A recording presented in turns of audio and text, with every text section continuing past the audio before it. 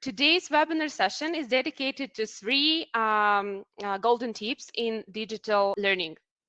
And to understand the topic, we've invited the expert, Ub van Zwieten, the founder and CEO at Talent First training company. It's nice to be called an expert, although I feel like this is also a field that I've been exploring for the last phase of my career. I've been working in training and coaching and learning and development for quite some time now, over 25 years. But the whole digital transformation of the sector is actually something that came up for the last couple of years intensively, like maybe I think for all of us due to COVID. But the content of my presentation is about what is the future of digital learning. How can we embrace it? How can we learn from it? And how can we benefit from it? What can it do for us? That's basically the focus of of this webinar. We're talking about a digital upgrade for HR, L&D, coaches, people leaders, and I see all of them are around in the chat. And digital upgrade, and I have 3 golden tips which I will give away right from the start here. I'm going to talk about the 3 things that I think are vital to actually benefit from all the developments in digital learning. The first is embrace technology. The second is automate routines and focus on your human uniqueness. And the third is be the guide. So this is basically the short version of my whole story. And I'll just give it away from the start, but let's dive into deeper. So embrace technology. It's an interesting topic to cover because it seems that sometimes that developments go so fast that it's hard to keep up with them, and it's hard to jump from one development onto the next and to keep up with the pace because things are happening so fast. And I don't know if you recognize this tech anxiety. It seems that people who are working in the human resources space, which is, I think, all of us basically, there seems to be some kind of a trend that people who like people don't particularly like technology. On the other hand, people that like technology are not always, by definition, fond of people. So that's a bridge that we need to cross. Because I think the future of learning is exactly that, the bridge between technology and humanness. And so for me, this is a journey in exploring how that bridge can come about and how we can particularly benefit from both of them. So it's always a challenge to see the chat and check out this things particularly for me, but I don't think they are. So I will neglect the chat just to focus on my presentation. So we're all people lovers, right? And now we need to embrace technology. How can we do that? And it's a mind shift actually, I think, and that's what I recognize in my company. Just a little bit of introduction. My company is based in Holland. We're with about 100 people, trainers and coaches. And during COVID, we of course had to reinvent ourselves and go digital all the way. And in doing that, we discovered that there was so much to gain, so much to benefit from if we would do it, and that we could still be people lovers in the end, but combined with technology and have far more impact doing that. So that is our journey. That's what I would like to share. But maybe let's just step back a little bit, because if you go back in your life, let's think about the first technology that was there. Can you maybe think of one thing that was a moment in your life that you realized that a new sort of technology, a new piece of technology, a new innovation, a new invention came up, that you realized that that was something that would be a definite game changer? This is an old telephone. Maybe some of you don't remember the looks of it because it's quite a while ago. Telephones did evolve. This is the mobile telephone developments. but just please put in the chat, and I'll give you an example. I remember my current age is 54, and I remember that there was a moment in time in my youth that when we were young, when I was young, we didn't have color television. And there was one moment that we got new television, and that also had remote control. That was also something that was new. And I remember my father, he bought the television, and that was quite a big thing because we didn't have too much money, so that was a big purchase. And my father, being the funny guy that he was in that moment, he had turned it into black and white. And with the remote control, while we were looking at the television, he changed it slightly to color. So we were all in shock and awe, because then all of a sudden the television that we knew turned into a color television that we didn't know, and that there was really one change in my life that I remember. Please put in the chat what kind of technological innovations do you remember that you realized that it really changed the way we did things. I see Francis, the Walkman. That also gives a little bit away about your age, Francis, because the Walkman is something that people maybe don't remember. There was a little machine that you could put a cassette in, or later on a disc, a CD, and that you could walk around with a big headphone. Pedram says the camera. Lina says internet. VR. This is my Siri. Thought I was saying something to her. So that's interesting what technology does at this moment. Shut up, Siri. Video Betamax, microwave. That's also interesting, right? I remember my parents watching a cup of water boil in it. So cartoons on the VHS, the ZX Spectrum. Who remembers that? Sophia. That was one of the first personal computers that came about. And that is a long time ago. It's back in the 80s, I think. Social media, the use of floppy disks, the black screen. And you know what's interesting, and there's a lot of things that I didn't mention, the iPod or internet or VR or what else? And what is interesting when I was thinking about it is that all these things aren't all that long ago, because well, this is a television. Maybe some of us remember that you need to have this kind of a box into your house that you maybe could look at 2 or 3 channels, but that's not all that long ago. It's a couple of decades ago. And I was on my computer, and then I discovered this picture. This is 2001 when I started my company with my colleague Sam, and look at that monstrous computer that's on my desk there. And you know, that's not even, well, that's 20 years ago now. And a big telephone machine, I think it was also a fax, but it's not that long ago. And when I was thinking about it, few people realized that Facebook only started in 2004. So that is 18 years ago. YouTube started in 2005. That is, you know, it's quite recent that these things came about that now are totally normal and totally part of our life.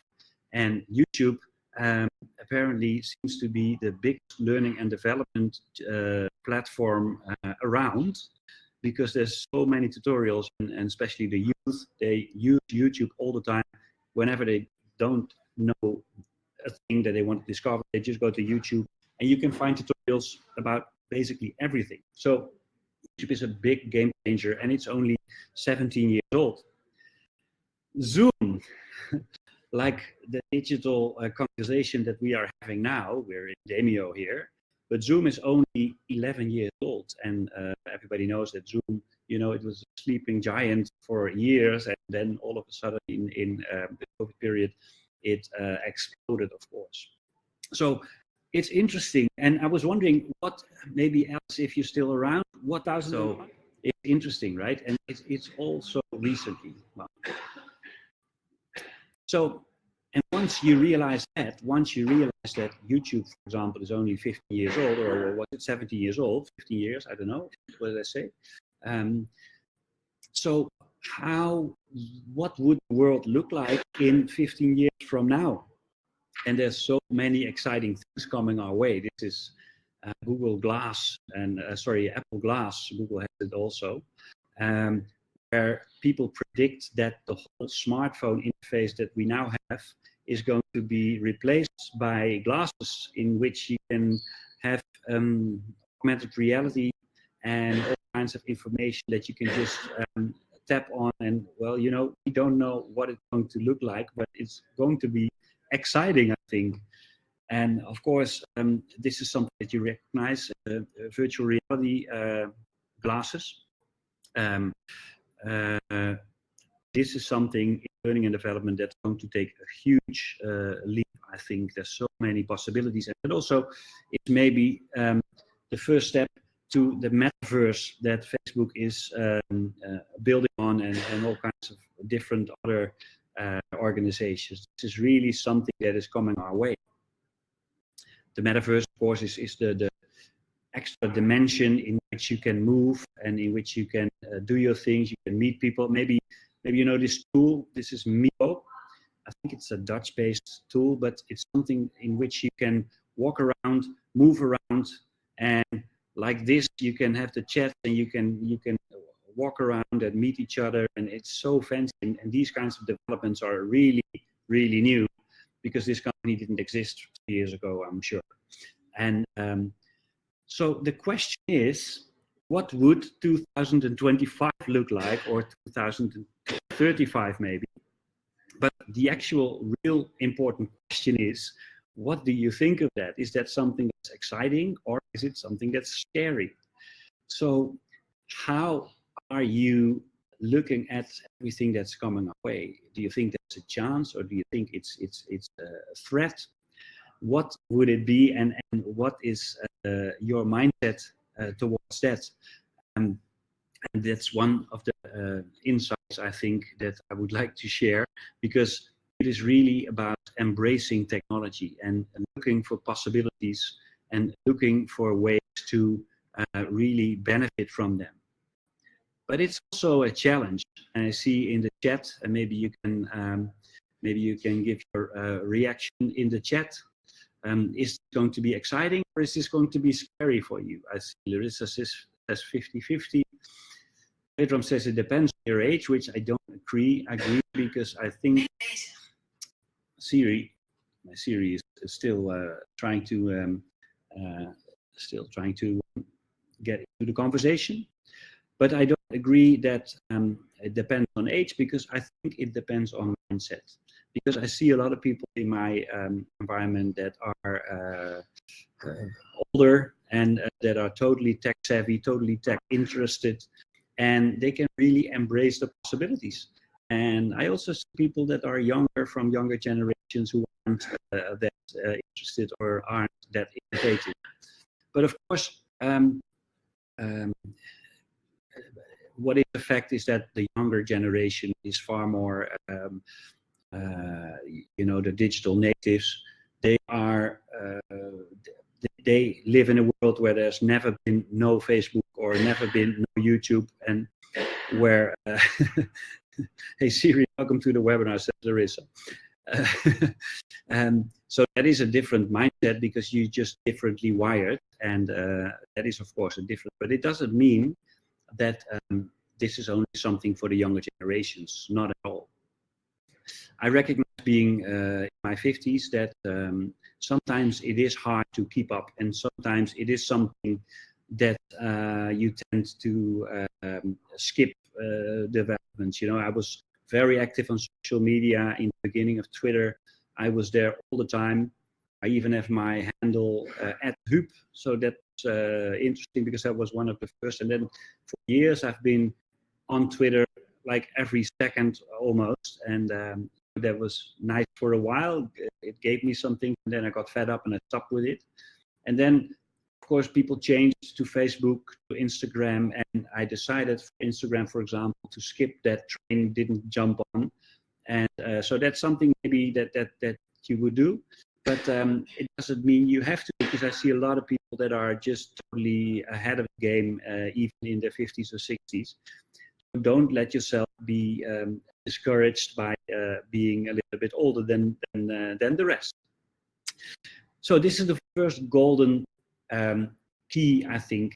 You should embrace technology and realize that all the things that are coming our way the next 15 years, that maybe you know, if you look 15 years back, it hasn't been all that scary, right? Things come easily, and you get used to things, and it doesn't change from one day to the other. And so the metaverse is not something that is going to take over all of a sudden.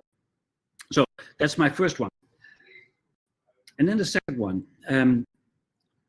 The second golden key that I want to share with you concerning digital learning is the idea of automating routines, focus on your human uniqueness.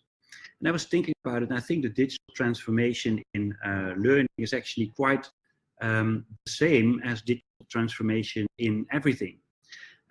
Because what happens in digital transformation normally, and one of the things, I'm driving a Tesla, and in Tesla there's a lot of technology, and it's really, really sophisticated how the car can do a lot of things. And Elon Musk made the other day, he made the comparison with how we are in a lift, in an elevator. He said, no, usually in the earlier days, there was a lift boy, an elevator boy, and he handled the elevator for you, because you couldn't do that yourself. It was too technologically complicated. But we got used to the fact that that is something that we now only have to push a button. And that is also, I think, and he made that comparison, that is also something that happens with automated vehicles like the Tesla. What happens now is that the computer in the Tesla is so much more sophisticated than me as a driver. The computer sees more.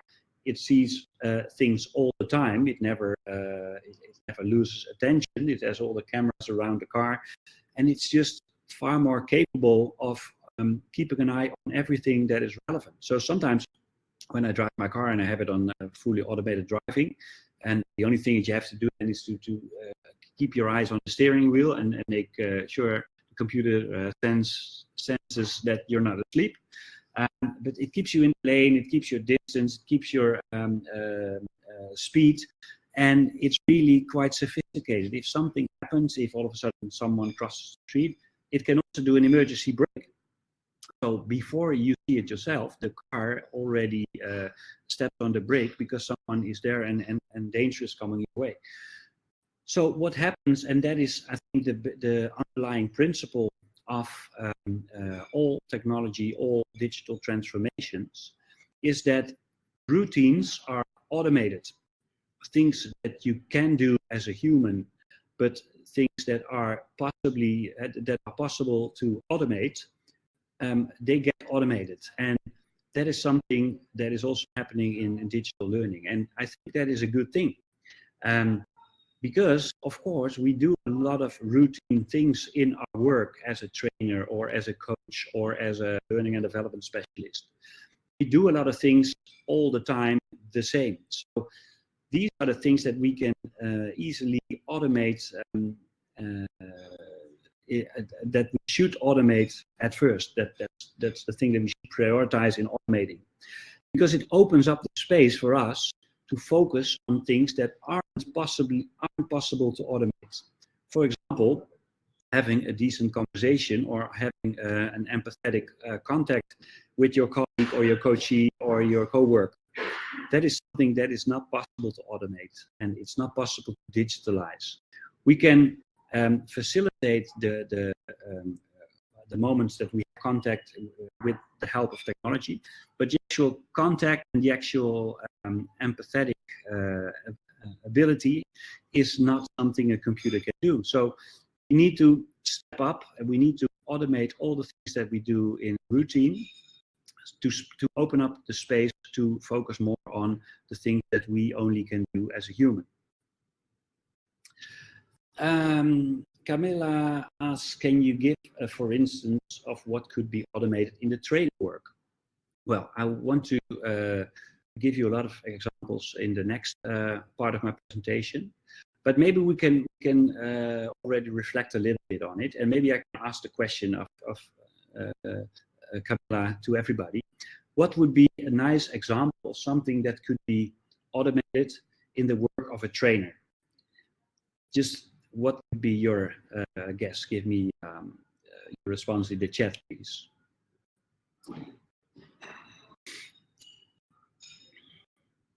So, Pedram says visual facilitation. I'm not sure what you mean by that, Pedram. Elise says implement e-learning. LMS authoring tool, and that's where iSpring comes in, I'm sure. And I will talk a little bit more about that in a bit.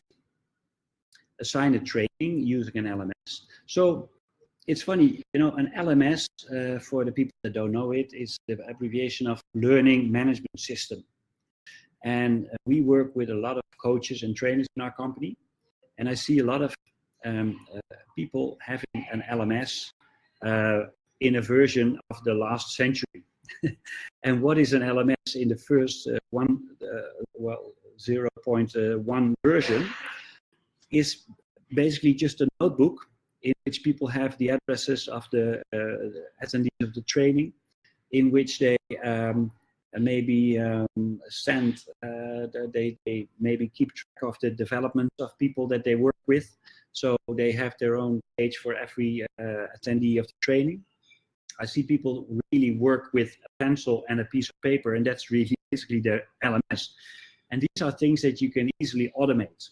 So for example, what we have been doing here, you are at this webinar, you've had a couple of emails that came from iSpring, but they really didn't come from iSpring, they came from the Demio software, and these mails are automated. You know, so the reminder of this webinar starts in 50 minutes, starts in 1 hour, starts in 24 hours. All these mails are preset in the Demio software. That's just what's automated. You know, you wouldn't want to think about having to do that all by yourself and having to do that all by hand, because it's just a lot of work. So that is automated. It's not yet personalized, although your name appears in the personalized email. But you could also really, and let me focus on that in the next part, but you can really automate things and personalize them as well.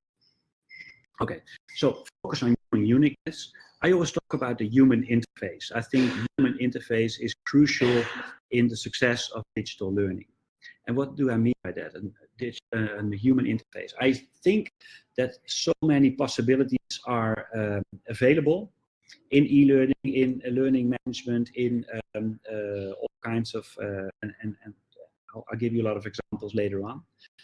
But we always need to be there as a person to help people to find the right things for them. So we need the human uniqueness, something that a computer can never do. And that is empathetic, zooming in on personal circumstances, personalize learning experiences, and really make it something that people can feel themselves heard, see themselves appreciated, and you know, feel that human connection. All right, Camilla says, I agree, but it's already long on the market, the LMS and e-learning. Still, it's true, it's true, and of course, we've been building e-learnings for decades already. But I think due to COVID, everybody discovered the whole big advantage of really merging digital working with actual offline working. So I think there's been a total acceleration of the whole developments, which of course are already there for some years. But you know, remember this old kind of typewriter? I think we actually had the same one at home, exactly this one, the Valentine. I think it's Olivetti. But people are using their personal computers or their laptops as a typewriter. A lot of people do. So You basically use it to make a note, to send a note to someone, and just use it as a word processor, as a text processor only. But digital technology goes so much further than only this easy to do application. It's not a text processor, it's a machine that can help you in so many ways, and that is what FutureFit Learning Program is all about. Because there's so many developments, right? There's so many things that come your way, and you know how to embrace technology and how to really put that to work to automate your routine part of your work, so you can free yourself up for the more human part of your work. So this is a couple of terms, and maybe you don't recognize them all. But iSpring, of course, is an authoring tool, and it's also an LMS, and LMS stands for Learning Management System. Or maybe they call it an LXP, which is a learning experience platform, which is a term that also comes up every now and again more and more.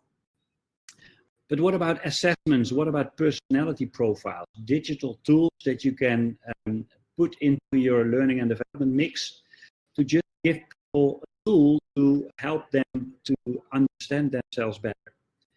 And the same goes for assessments, in which you can check what the talents of people are, how they match with the work that has to be done. Performance support is also something that is really growing fast.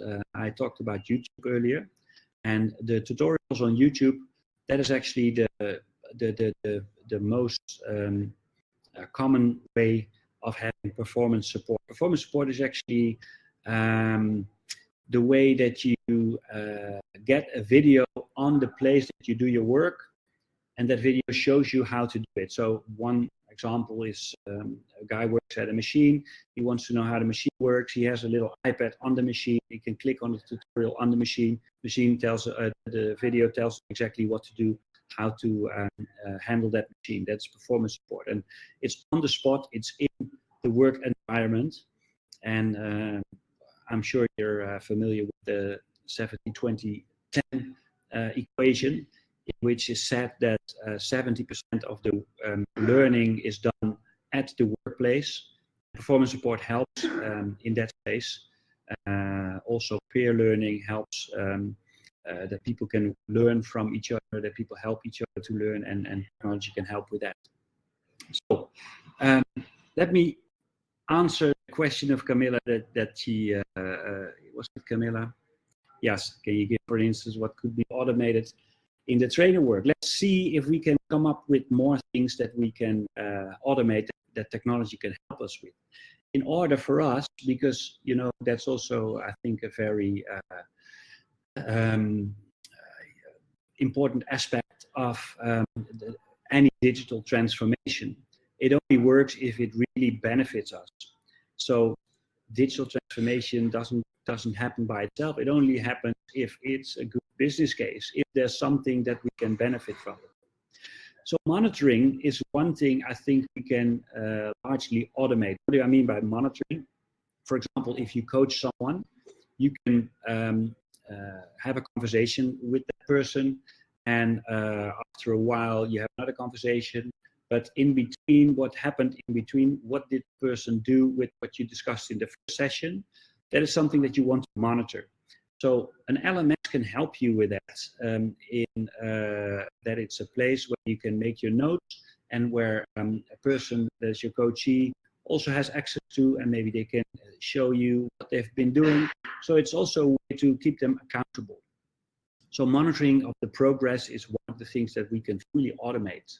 So imagine if you have a coaching session, and for example, and in 4 weeks' time, you have another coaching session. In between, you don't have contact.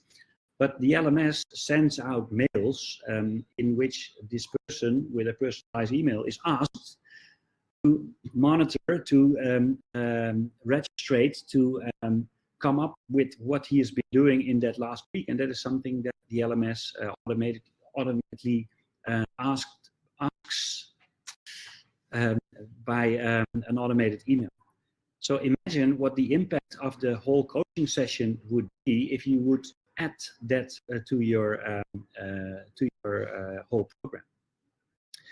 So another thing that we could, and I like this a lot, what we could add to the equation, what we could build into our work as an L&D person or as an HR person or as a coach, is asynchronous contact.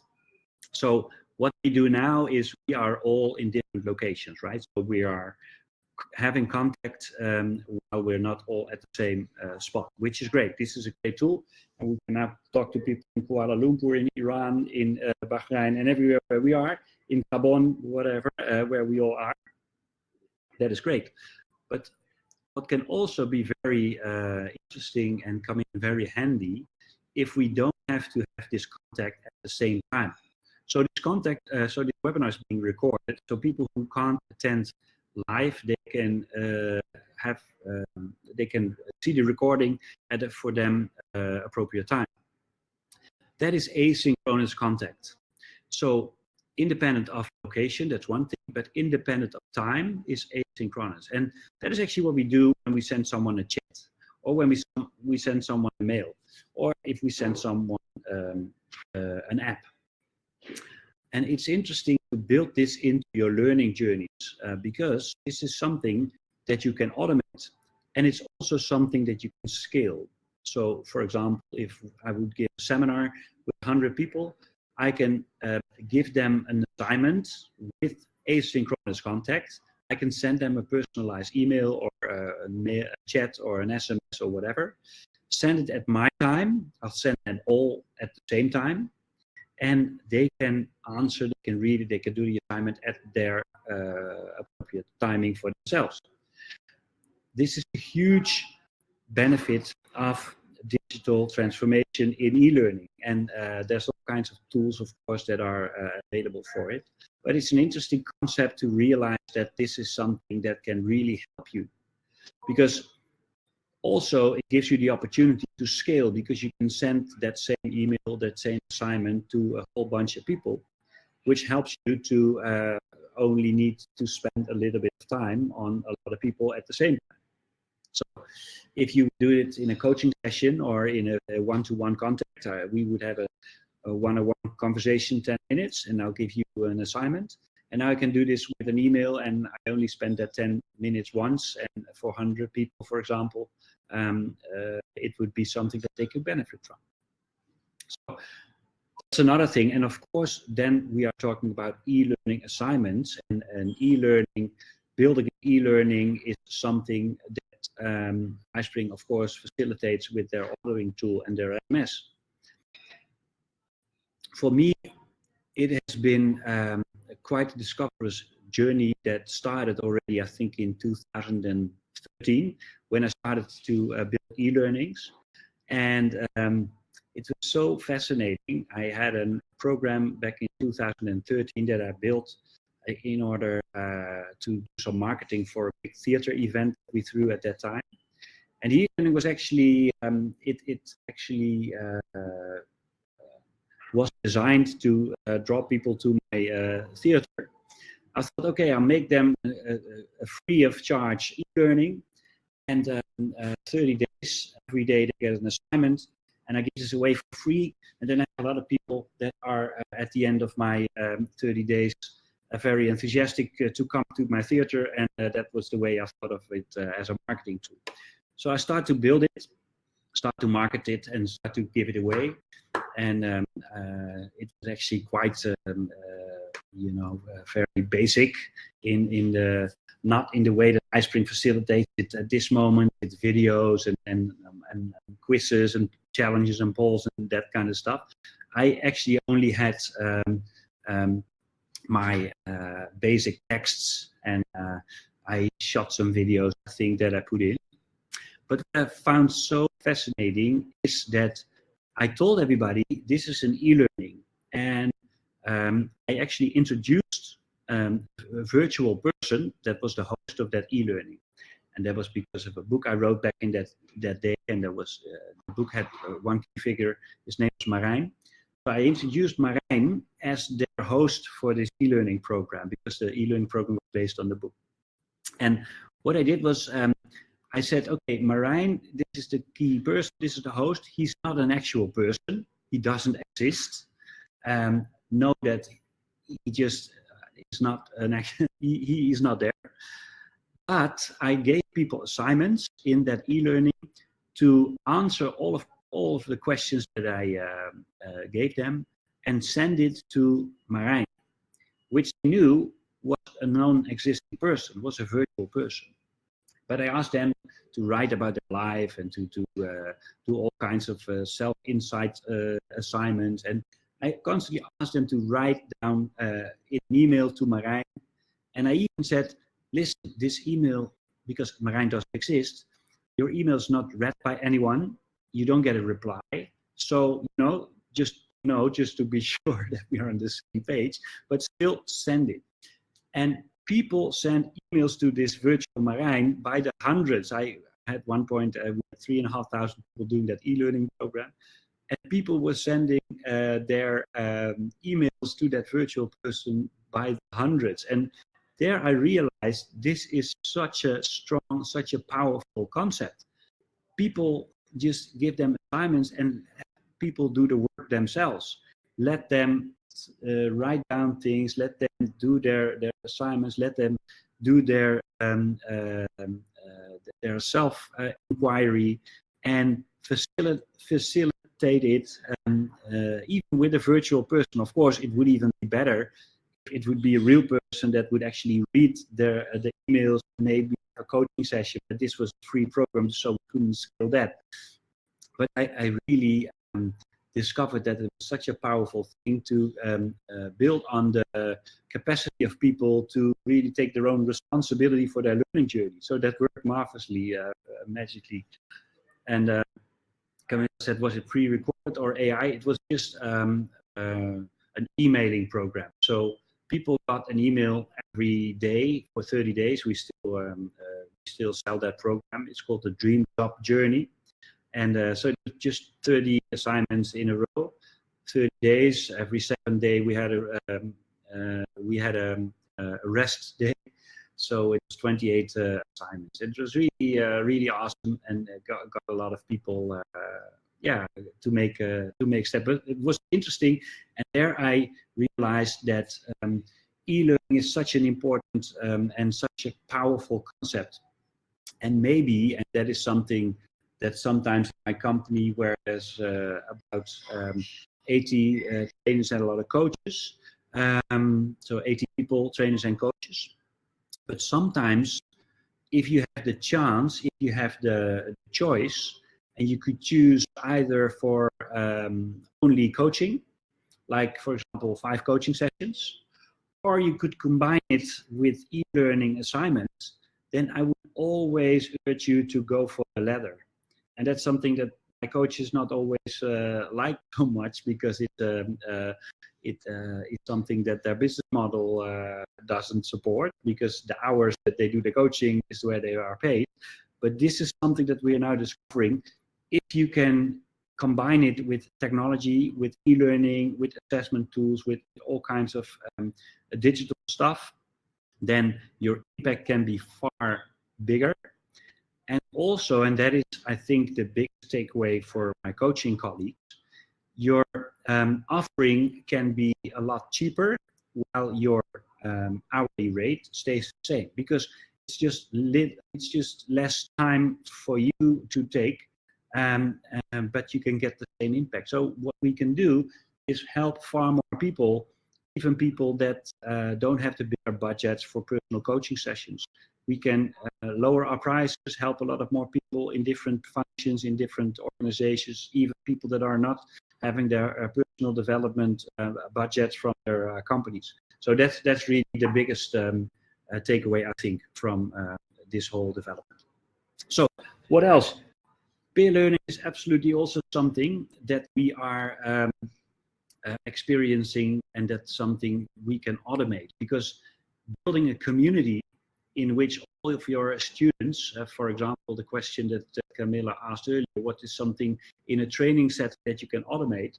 You can put people in a community and connect them to each other, and have them to help help themselves and each other. So you can step out of the equation as a trainer, do something else, go help other people, and get your students to work together and have them helping themselves, teaching themselves and teaching each other. That's called peer learning. So this is also an interesting thing, I think, because as a coach, normally when you would have, like, for example, a program of 10 coaching sessions, and these sessions are normally 1 hour and a half, so that is 15 hours of coaching. What would happen if you, and that is something that is possible when you work digitally, when you are on your own location and your client is at his own location, in which he's maybe far more comfortable because he doesn't have to travel, he doesn't have to leave the house, he doesn't have to spend time in public transport, he can just open up his laptop and you can have your contact. And so if you would do this totally digitally, you could use these 15 hours of coaching in a totally different way. You could, for example, change it into short sessions of 20 minutes. And maybe you don't even need the 15 hours anymore. Maybe you can use 5 hours because you have 5 times 20 minutes is 15 short sessions. Maybe that is enough. And maybe that is something that you can make a lot cheaper than your 15 1.5 hour sessions. But also the impact can be so much greater if you have short contacts closely to each other and not, for example, every 2 weeks a session of 1.5 hours, but every 3 days a session of 20 minutes or half an hour. And that is possible because of digital, the digital transformation, working remotely, working like we do now. Yeah, this is also, I mean, I was hesitant of putting this into my presentation, smart scheduling. But still, it is something that is so smart. I mean, if you are working with people and to plan your next meeting, you don't use a tool like Calendly or the like, then that's just plain inefficient, right? Because we spend so much time in, okay, when would it be suitable for you? Maybe next Thursday? No, I can't. Well, 11 will make it. Just make a Calendly account, send people the link, and they can schedule them by themselves. And that is also something that you could easily scale.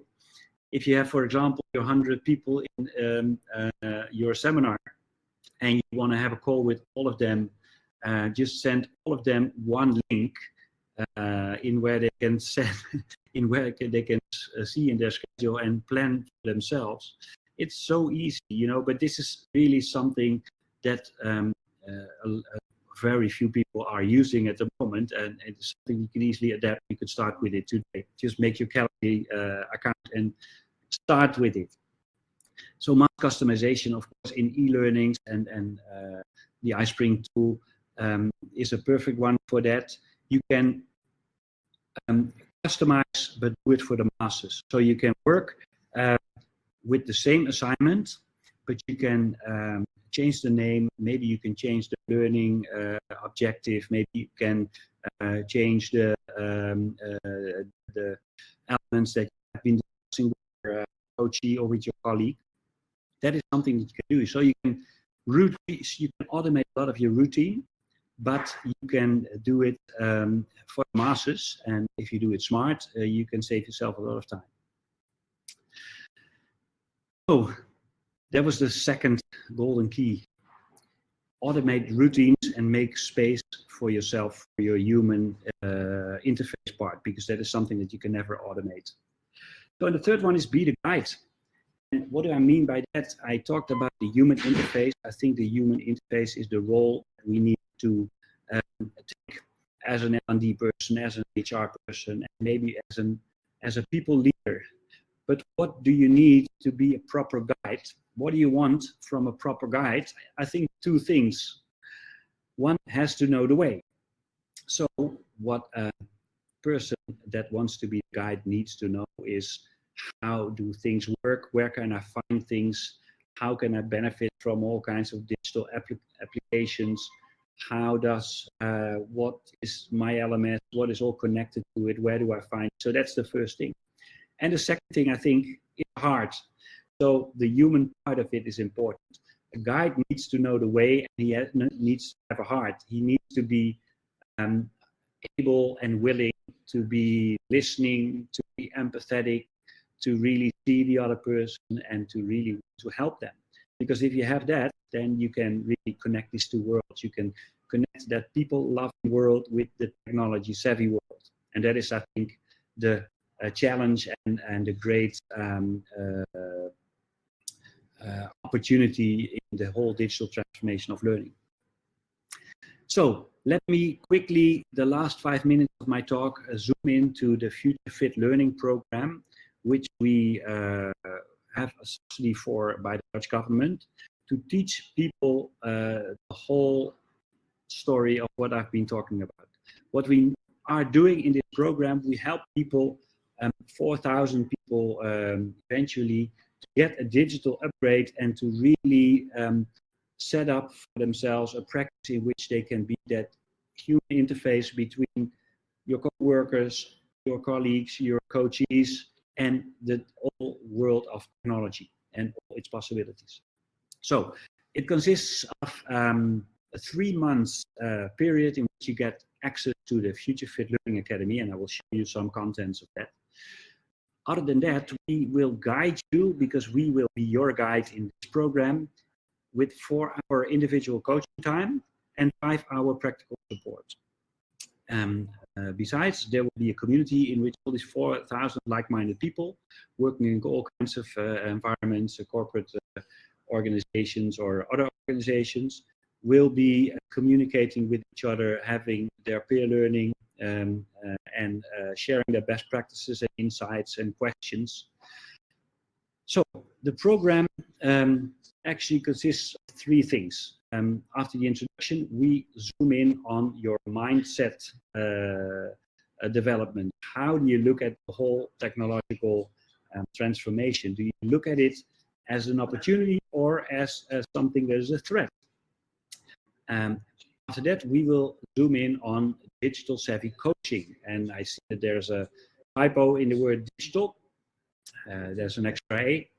But digital savvy coaching is really about building the skills of how to communicate in a humanly way with people online. So, you know, one thing that's often said is that if you would go online and have contact with email or chat, then you can't read the minds of people. You don't have non-verbal communication. And it turns out that there's a lot of non-verbal communication in mail texts, in app texts, and you can actually learn that and build that skill so that you can really be effective in your digital communication. And also how to work with all the tools that are like Calendly, like planning, like monitoring, and all the things that we discussed. And the last part is from dream to tool. We will give you an oversight of all the available platforms and companies and offerings and tools, in which iSpring is also one of them, of course. And we will give you an oversight, and we'll show you how things are connected, how things work together. What is an LMS? What is an LXP? What can you do with it? What can you attach to it? How does an authoring tool fit into your LMS?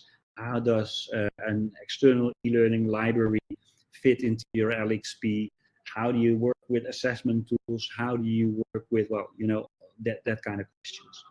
And of course, the last part is the FutureFit Learning Community. So a little bit of a feel of the community. This is the online academy that we have built, in which you get 3 months of access. This program is in Dutch. We're aiming for Dutch people, and so I will keep this part short for all the people that are outside of the Netherlands. But this gives a little bit of a feel. So in the mindset module, we zoom in on what is going on, what is coming our way, what's in it for me, what do I think of it, how can it benefit me, like we discussed earlier. And then in that part, we also zoom into all the trends and all the developments that are coming our way, like edutainment or AI or VR or AR. What is your mindset? Do you have a growth mindset regarding the digital transformation, or you still think it's a big threat and we should stay away from it. So digital savvy coaching and supporting, that's the second module, in which we help you to see what is it, how do you do it, what are the advantages, what are the actual techniques and skills that you can learn. And in that, we also have some experts that give you all kinds of videos in which you can really learn how to do this. Well, I won't zoom into it too much. This is all in Dutch. And then the last part is from dream to tool, in which we give you an insight in everything that is available in different categories and all the valuable content that they will share. So that there's all kinds of parties and suppliers and software organizations that present themselves. And also you'll find the iSpring content there, which is very valuable.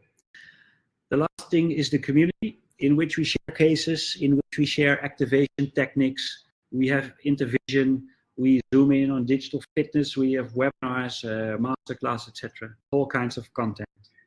And I see that exactly an hour ago it was 12, now it's 1. So this will be the end of my story. One short